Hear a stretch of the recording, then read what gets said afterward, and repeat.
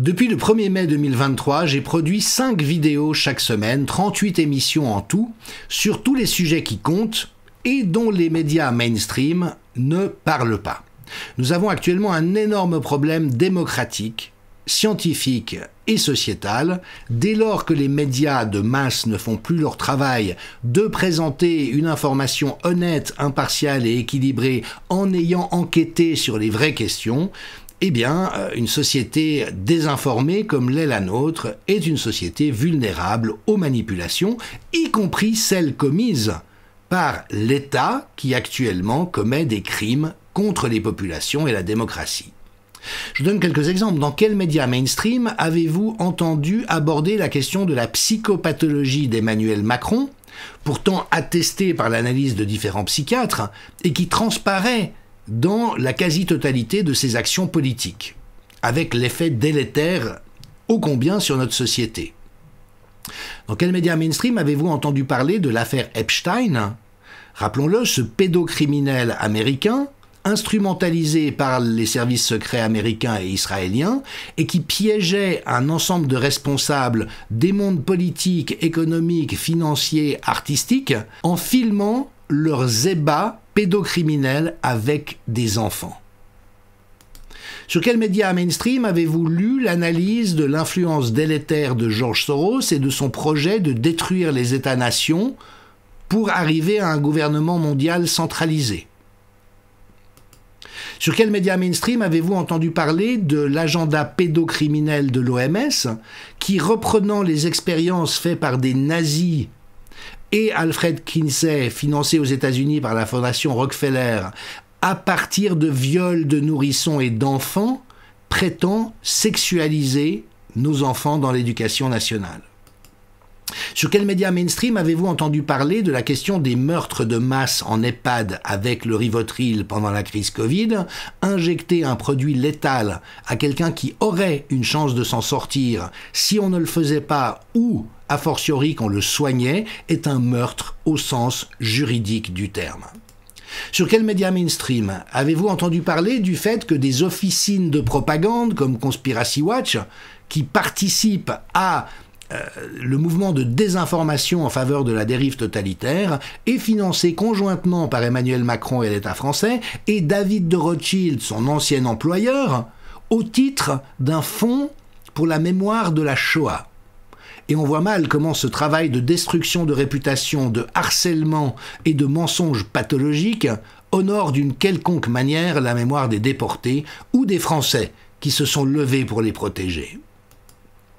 Je suis socio-anthropologue spécialisé dans les questions de santé avec plus de 35 années d'expérience en santé publique. Les articles que j'ai publiés depuis le début de la crise Covid pour donner à comprendre ce que l'on pouvait déjà voir depuis le début de cette crise, à savoir qu'il n'y avait rien d'exceptionnel, et qu'en laissant la société vivre normalement, nous aurions pu nous en sortir sans dommages majeurs, ont rencontré un certain succès. Les articles que j'ai publiés ont été lus à 35 millions de reprises, les vidéos ont été vues à peu près 25 millions de reprises, j'ai fait de nombreuses présentations et conférences, et je ne le dis certainement pas pour me vanter ou me mettre en avant, mais pour souligner l'appétence, la soif d'informations véridiques et honnêtes qui a habité la population depuis le début de cette crise, où à peu près tous ceux dont les neurones n'ont pas été paralysés, curarisés, se sont bien dit, mais il y a quelque chose qui ne joue pas dans ce qu'on nous raconte et ce qu'on nous impose. Depuis le 1er mai, j'ai décidé de créer cette Web TV pour donner quotidiennement une information franche et directe, sans concession ni tabou, accessible, honnête et sourcée. En rappelant à chaque fois que je suis totalement indépendant et donc libre de mes propos. Mon engagement, c'est de considérer les spectateurs et les lecteurs comme des adultes, comme des gens intelligents, et donc de présenter des faits pour que chacun puisse se faire une opinion, plutôt que de prétendre dicter à qui que ce soit que penser, ce qui est devenu la scorie généralisée de la presse, qui prétend nous dire ce qu'il faut croire ou ce qu'il faut penser, alors qu'eux-mêmes ne sont plus honnêtes depuis longtemps. Et mon travail déjà en santé publique était de donner de l'intelligibilité aux choses, aux faits, aux situations, aux événements. Pourquoi? Parce que quand on comprend ce à quoi on a affaire, il est beaucoup plus facile pour nous de faire preuve de cohérence et d'entretenir notre santé psychique. Des propositions comme celle-ci n'ont actuellement pas de modèle d'affaires sans passer par la publicité ou le fait de restreindre le contenu aux abonnés. C'est ce qu'ont choisi nombre de médias indépendants et bien sûr, c'est parfaitement légitime de leur part. Vous savez que quand quelque chose est gratuit, c'est forcément que ça nous coûte à d'autres endroits et notamment selon la formule, si c'est gratuit, c'est vous le produit. Toutefois, je n'ai pas envie de passer par la publicité ni la monétisation et j'ai décidé, c'est un choix paradigmatique, de garder l'ensemble de mes contenus ouverts et accessibles. Pourquoi? Parce qu'il est urgent, il importe avant tout que cette information honnête soit diffusée le plus largement à travers de la collectivité. Et c'est pourquoi j'invite à travers cet appel les personnes qui apprécient mon travail de soutenir mon effort pour que je puisse continuer à produire de nouveaux contenus. À partir du lundi 3 juillet, je commencerai une grande série d'été sur 8 semaines, 5 épisodes hebdomadaires de 10 minutes chacun pour passer en revue toutes les questions relatives à la crise dite sanitaire que nous avons traversée, et toujours en mettant en contraste ce qu'on nous a dit, ce que les autorités, les médecins de plateau, les journalistes nous ont dit qu'il fallait absolument croire sans jamais le questionner, et ce qu'il en a été réellement. Au sujet de la dangerosité du SARS-CoV-2, de la létalité de la morbidité, du fait qu'il y avait ou non des traitements précoces disponibles, du fait que l'injection génique expérimentale a été mise sur le marché sur la base d'études solides, ou non, sur le fait que les mesures de contrainte étaient nécessaires, ou non, de ce qu'elles ont produit, de pourquoi une pensée unique s'est diffusée dans les médias, de pourquoi il y a eu ces campagnes de harcèlement de réputation des meilleurs scientifiques à travers le monde, aux États-Unis, en Angleterre, en Allemagne, comme en France et en Suisse. Et donc, tout au long de l'été, je produirai ces éléments extrêmement factuels et posés, de sorte à ce que des gens qui se posent des questions, qui ont peut-être peur de découvrir certaines vérités, ne soient jamais repoussés ni par la tonalité, ni par le contenu. Tout est documenté, tout est présenté calmement, ce sont les faits, mais ces faits que la plupart des gens, par la force des choses, ignorent. C'est pourquoi je lance cet appel à soutien. Soutenez-nous pour que nous puissions continuer à vous soutenir.